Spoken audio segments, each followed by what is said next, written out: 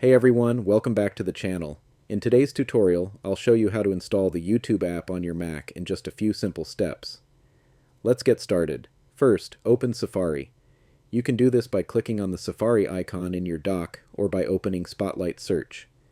To open Spotlight, either press Command plus space on your keyboard or click the magnifying glass icon in the top right corner of your screen.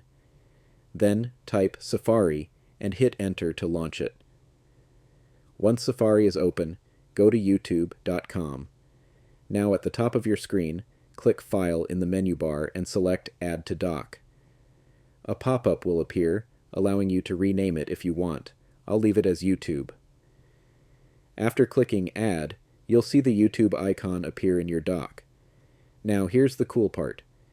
When you click on the YouTube icon in your dock, it opens in a separate app-like interface, completely independent of Safari. Even if you close Safari, YouTube will still remain open as a standalone app.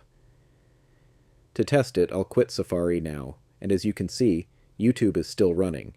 If you're using an older version of macOS and don't see the Add to Dock option, don't worry.